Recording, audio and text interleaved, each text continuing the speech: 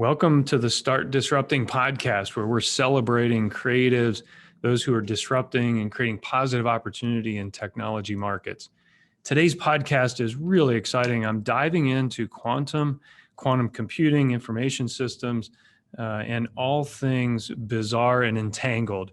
My guest today, you're going to really enjoy. His name is Ewald. He's from ColdQuanta. He's the CEO of ColdQuanta, and he's in Boulder, Colorado. And he is a veteran of high performance computing from all the way back to Los Alamos. We've got some great stories. Today's podcast dives into stories about Richard Feynman. Look for a Steve Jobs story along the way. And you'll really find some of the technologies and the opportunities exciting. Bo's a friend of the CRC through his work with several research institutes, the Hume Center, and various research groups here in Blacksburg and Virginia Tech. And, you know, Bo's passion and unending, infectious desire to understand technology is really just fantastic. So I am honored to welcome Bo to our podcast. Bo, it's great to have you here. Great. Thanks, Brett. Great to be here. And would just say hello to many friends that in the Virginia Tech universe. And as those of you who know me know, I'm not very good in person. I'm worse on video, and just the voice part is horrible. But we'll do our best because that's what we're stuck with today. You sound great, and Zoom has brought everyone into the world of multimedia, so no worries. It's great to have you. You're in from UC Boulder, a place near and dear to my heart, where I spent several years working there. Lots of really great friends and connections back in Colorado. And in some ways, I feel like Blacksburg and Boulder are somewhat sister cities with the quality of life and the research ecosystem. Yeah, I agree. I've been to Blacksburg, as you know, Brett, many times. And, I went to grad school here in Boulder, and then I worked for the university for a few years. And so it's great to be back here as well. Well, tell us what you're doing now. Tell us a little bit about ColdQuanta, and we're going to unpack this story, but I want to start with your current mission. Great. I'm actually going to back up a little bit, if that's okay, and talk about Mother Nature. And why would people be interested in quantum at all?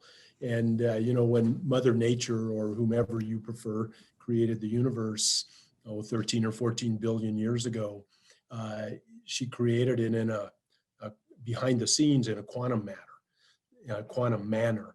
And the reality is, the closer that you can operate to Mother Nature in this quantum behavior, the better performance or accuracy or sensitivity you'll be able to get when you're building devices or systems. And so that's why people are so interested in things quantum, because they offer tremendous, at least the promise of whether it be performance or accuracy or sensitivity compared to what we can do with other devices today. So that's why there's so much interest in it. And we're really it's really early days in the application of things quantum. And the kind of the reality of our type of attacking quantum is the idea is both 100 years old and is also then brand new. So about 100 years ago, Bose, an Indian physicist, took an idea to Einstein and said, if you could, I'm sure he said it much more articulately than this, and the mathematics were far beyond my grasp, but basically it said, if you could stop the motion of atoms, they would become very cold and they would collapse into a new form of matter, quantum matter, fifth form, so solid, liquid, gas, plasma, and then this weird quantum stuff. And so it was a theory that was around for a long time, and it took advances in electronics and then photonics to be able to figure out that you could use lasers to stop the motion of atoms if they were in a confined, very high vacuum area.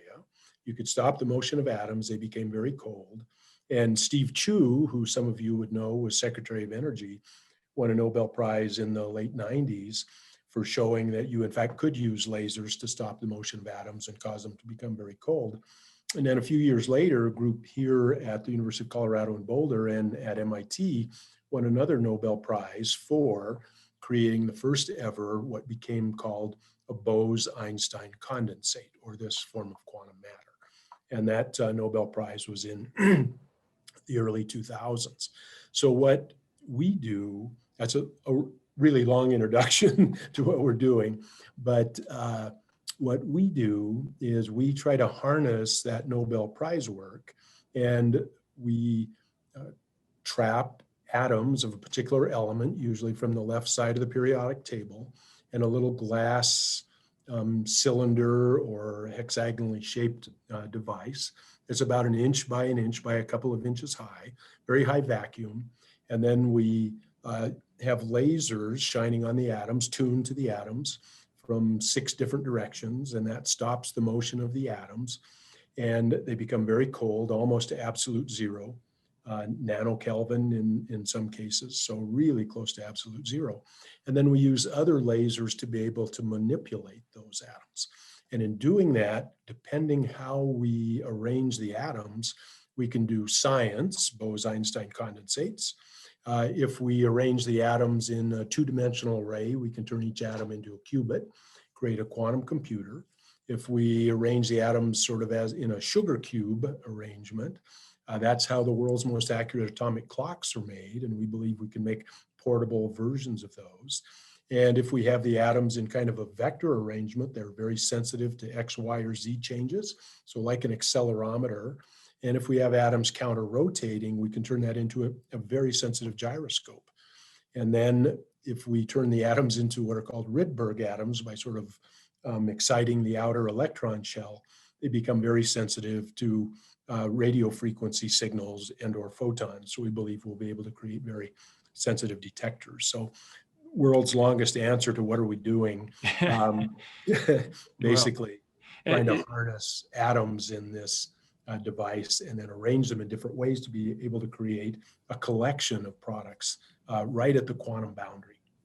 And I think the scalability of that is what's interesting. So the ultra cold matter being trapped through these lasers and creating these arrays really gives you the scalability. For people listening interested in sort of the quantum computing side of this, the qubit is what is a comparator, if you will, to a traditional digital bit. A digital bit might be a 1 or a 0, but with the nature of quantum, a qubit can be in superposition and multiple, and that's what gives quantum computing such a drastic scalability as you add multiple qubits. And so quickly, the numbers scale well beyond what you could do from a binary or a digital computing platform. Did I say that right? Absolutely. The qubit is the fundamental unit, at least for a quantum computer, and your harnessing of the atom using the lasers under ultra cold conditions creates just one of the basic building blocks of lots of quantum machinery. Yeah, exactly. So we have, as you've described it, sort of a platform strategy, if you will, and right around this one capability of harnessing cold atoms, depending how we arrange the atoms within our devices, we can create everything from computers through a quantum positioning system, if you will, and very sensitive RF detectors. But on the computing side, this is wild that you can, to me it's wild, maybe not to you all, but that you can use lasers and isolate individual atoms, and then you can have each atom become a qubit. And we've been able to demonstrate that, and our hope is that we'll have our first quantum computer fielded later this year. And with a little luck, it'll be a lot more scalable than some of the other technologies. Yeah, and so we're seeing other platforms emerging, and from the hardware, there are really 2 aspects to this: hardware and algorithms that can be developed to harness. And there are different strategies around the hardware side. Tell us a little bit about, how ColdQuanta and essentially the cold atomic strategy compares to what you were doing at D-Wave and what IBM might be doing and so forth. Yeah, so when you're building a computer, any kind of a digital computer, as an example, you really have to marry 2 things. And one of those is the computer architecture that you select. And so our computer architectures might have been in the early days for our mostly technical crowd who's listening, I expect, we had scalar processors and RISC processors, and then along came Vector with Cray, and Yeah. Brett's smiling for those of you who can't see him. Oh yeah. I did a lot of work on the IBM RS6000. So that was RISC processor levels. Exactly. And then along came highly parallel processing. So on the one hand is an architecture, and then the second is what technology are you going to use to implement that architecture? Right. In quantum computing so far, there are really two architectures. And the first one that was practical was what's called, it's like a quantum analog architecture. And that's what D-Wave has done. It's more like an analog computer. So that's one, and we won't spend too much time on that, but that's one architecture. And the other quantum architecture is a gate model architecture. So that's more like what we're familiar with in today's digital world. So two architectures in quantum, like there were at least starting in digital computing. One of those is more like an analog architecture, the other a gate model architecture. Yep. And so D-Wave uses the analog architecture, and we're using the gate model architecture. And then in implement, and most of the other companies working on quantum computers are now gate model companies. And then on the technology side, there are three major sort of veins that people are working in. And the first one was to use superconducting devices, try to create qubits out of superconducting devices. That's a technology that's been around the longest, and goes back to using Josephson junctions basically. And Brian Josephson won that Nobel Prize 50 years ago or something like that. And so people started building qubits using superconducting circuits, and that's what IBM and Google and a startup called Rigetti and others are following.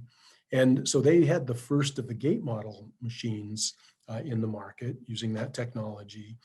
So it's around the longest, the best known, but it has taken a while to be able to scale those machines from a handful of qubits to sort of in the 20 to 50 range today.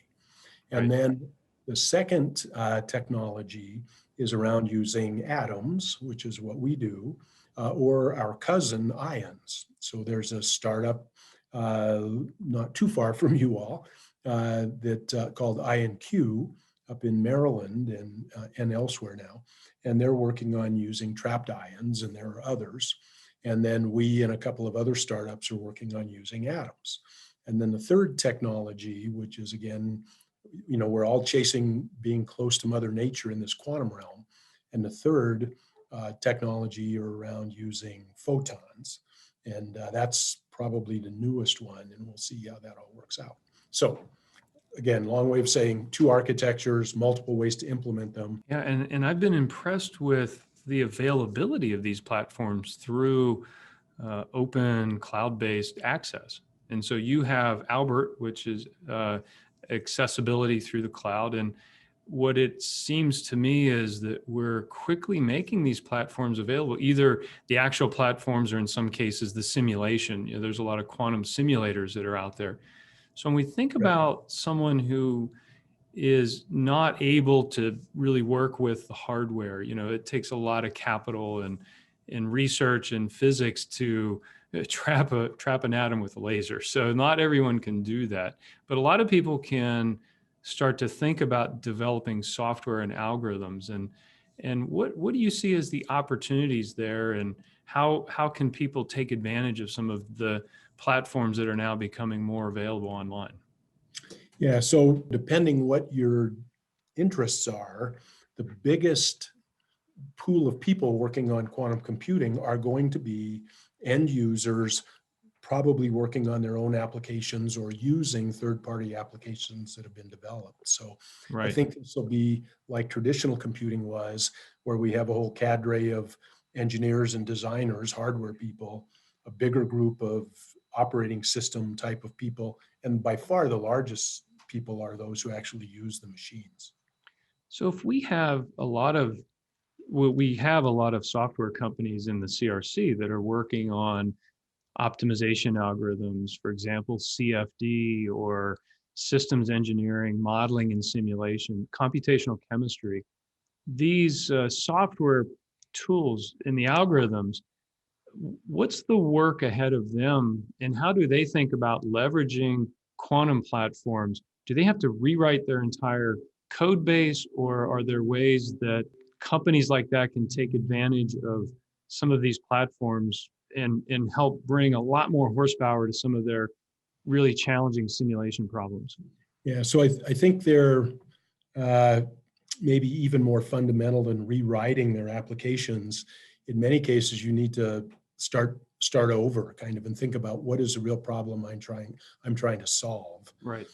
rather than how would I convert I'm going to use things that you and I are familiar with. How would I convert a Fortran program Yeah, right. into Yeah, Quartran or something like yeah, that, right. quantum Fortran. It's rather, how do I go back to what problem am I really trying to solve? Yeah, And then how do I best map it onto this machine? So it will be thinking differently a little bit. yeah. But I guess let me say a couple of things. So I think in the early incarnations here of quantum computing, there are going to be probably three major application areas where we'll see real quantum advantage. And one of those will be optimization problems, particularly discrete combinatorial optimization problems of the Mhm. traveling salesman Sure. sort. And then secondly, quantum chemistry, really computational chemistry in the kind of the quantum nature. And then thirdly, underlying a lot of AI and machine learning are almost optimization problems. How close is whatever this thing is that I'm looking for to this whole other universe of things? And so Right. I think you'll see those are the three broad application areas that I see first. Now, you need to think a little bit differently about how to map your application onto those. Right. But the software environment is much richer than it was in, say, the first few years of digital computing. And then I do think that there will be examples of third-party applications that come along and where you'll then be able to license or use one of those applications. I think what's interesting is for people to think differently about the solution space and start fresh. And how would I solve this problem? And that's frankly the hardest part of the challenge. And sitting down and banging out code is really not the challenge. It's thinking about the problem through a different lens and then constructing a solution that can leverage the qubit and the quantum strategy. So, so Yeah, you've exactly. so you've raised your Series A was over $32 million, if I got that right. And Yeah, congratulations. actually, it was about 38 million. We did it Oh, in two phases, and since that congratulations. release was out, we did a 5 or 6 more million. So. I am impressed with the activity of the capital markets moving into this space. What are you seeing? And then as I think about our ecosystem of entrepreneurs, how should they think about developing businesses and starting to look for some of that capital for their needs? Yeah, so Richard Feynman, when I was at Los Alamos, it was the 40th anniversary of the Manhattan Project. And Richard Feynman gave a keynote address at this birthday party for Los Alamos in 1983. And we took him on a tour of computing, and he and other Nobel Prize winners. And he told me, like 38 years ago or something now, I was standing in front of one of the crays that we had and saying, and this cray behind me can do 160 million calculations a second. And we have 5 of them, and we can do about 1 billion calculations a second. And he said, and the only time I ever listened or even tried to talk to him, he said, young man, someday all of these big crays are going to be replaced by quantum computers. That was 35 years ago, and or 38 years ago. And so somehow we're still in the early Yeah. days of quantum computing. And I think there was, on the investment side, I think there was a lot of interest and hype, frankly. Yeah. Maybe 5 to 10 years ago, a Yeah. lot of people, a lot of VCs got involved and put a fair amount of money in. And then I think, honestly, some were disappointed Yeah. because it took longer to develop the machines than people thought. So I think there have been, on the computer system side, I think some of the early companies have struggled a little bit with additional investment Yeah. or having down rounds and that sort of thing. Having said that, there right now, as we speak, or within the last year, there have been a couple of really big investments in newer quantum computing related technologies. And so I think there was a lot of interest. It sort of maybe peaked, or there was a little disappointment at how long it took. And now there are 2 or 3 of these newer technologies coming along. Mm-hmm. I think they're generating more interest again, and the investments are certainly getting larger. Other thing is, remember that quantum, when people say quantum today, they say you think of computing. The word computing is silent. But I honestly think in 10 years that there will be markets around quantum products that are every bit as big as the quantum computing. And in terms of timekeeping and positioning and quantum signal processing and all of those things. So we're very early days of those. And the transistors were invented in the late 40s, and thanks to Texas Instruments and Fairchild and a few others, in the 50s and 60s, they started to become widespread and used. And think of all of the different things that transistors are used in today. Exactly. It's unbelievable. Right. And then when lasers came along, the same thing, and first in communications, but who would have ever guessed that you could have your eyes operated on with a laser? Right. And these new quantum technologies that are coming along, I think are going to be absolutely the same way. That in 10 or 20 years, we will not believe all of the different things that you can build with them and how they've made our lives better or let us solve problems we couldn't otherwise solve. I think that's a good way to look at it, because it is an enabling technology in so many fields, and people gravitate towards the computing side because it's so obvious that what the benefits are. Well, this is really interesting. And as I think about the investigators who are in research areas and advice you might have for them, we always try on this podcast to convert some of the wisdom of our guests into some advice that a young investigator that might be listening to this in a lab, or frankly, someone who's writing a grant and thinking about how do I bring research dollars in and create a program that's exciting, whether it's at the university or a startup over here at the CRC. How would you advise someone thinking in this space and maybe trying to latch on to something that could really grow into a worthwhile enterprise? Yeah, I guess I would say 3 things. First, figure out what you like to do and what you're passionate or excited about, and do it. And then secondly, don't let fear stand in your way. Don't be afraid of things. So, there are going to be a lot of doubters out there, but press on. And then the third really is about the press on part, and it's stick to it. Yeah. Doing these things are hard, and you should stick to it. I'll tell you a funny story from 25 years ago or something. Apple, I was at Cray Research, and Apple Computer, John Sculley, who had previously been the CEO of PepsiCo, went to Apple, and they were going to turn it more into a business. And Steve Jobs, wasn't too pleased with that. But anyway, they decided to buy Cray Computers, and they would be the only electronics company in Silicon Valley with a Cray. And so they flew to see us in Chippewa Falls, and people were going around the room introducing themselves. So here's John Sculley and Steve Jobs, and then, the Cray folks. And I was by far the junior person there. And so, I got around to introducing myself, and I had done this, and I did special effects on movies and this and that, one thing and another. And John Sculley said to me, he said, "Boy, that's really an interesting career." And Seymour Cray didn't miss a beat. And he said, "Well, it's not much of a career, but he sure had some interesting jobs." I think that comes back to, figure out what it is that you like to do, what makes you passionate. Don't be afraid of changing and trying hard things, and then stick to it for a while. Oh, that's such great advice. And, here at the CRC, we have a community that celebrates these innovators who take chances.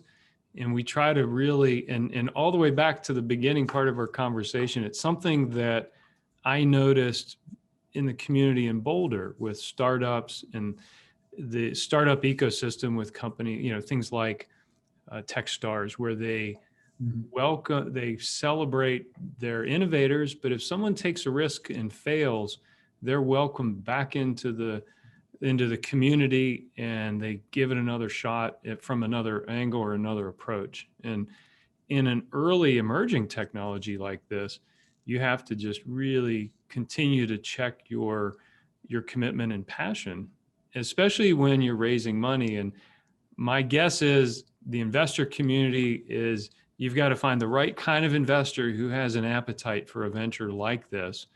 If you find the right one, they will probably take you really far.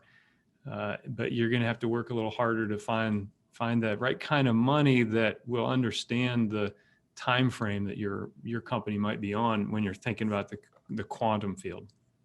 Yeah, exactly. This is we're fielding later this year our first quantum computer, but I believe it'll be a couple of 3 years until we get up into the hundreds of qubit ranges before we or other companies really start to see the quantum advantage on real world applications. And so that will take some patience. It's not something that's going to happen immediately. And these quantum sensing applications are even longer term. Well, Bo, it has been an absolute honor and pleasure to have you here. We hope you can come back. We want to have you back as a future guest. We hope you also stay involved with activities at the CRC. Later this summer in August, we're going to be hosting our Game Changers event, and we'd love to have you part of that in whatever capacity you're willing, and help continue to provide some guidance, advice, and frankly, update on some of the really cool technologies you're working on. Great. Thanks, Brett. And I'll look forward to coming back to Blacksburg. Thanks again. And so Bo Ewald from ColdQuanta, from Los Alamos to Cray to SGI, and ultimately to D-Wave and ColdQuanta. Thanks again. Just such a fantastic background, great stories, and we want to have you back very soon. Great. Thanks, Brett. So long, everybody. See you soon, I hope. Absolutely. Thank you, Bo. So to wrap up our podcast, I have a couple quick announcements. 40 G's, that's right, $40,000 for the Global Case Challenge. We have identified and secured 4 premium cases for our international student teams to work on. So if you're a student team interested in working on some really cutting edge projects and interested in winning $40,000 along the way for solving this case, submit your team online. So we have the Global Case Challenge. We are soliciting teams from around the world. Doesn't matter where you are, you can participate. This is a virtual program that we're hosting, and you can find the registration at vtkwglobal.com. You can hit our website at the CRC as well, vtcrc.com or vtkwglobal.com. We've got some really cool cases that we've just announced. Everything from a biomedical application to drones to solving a green challenge for recyclables. We have autonomous vehicles. So we have a little something for everyone. So if your interest is in drones, check it out, put a student team together and take a shot at 40 grand. So that's it for this podcast. We thank Bo Ewald again for his time and his gracious advice. And we're looking forward to staying in touch with ColdQuanta and his progress. So until next time, thanks and start disrupting.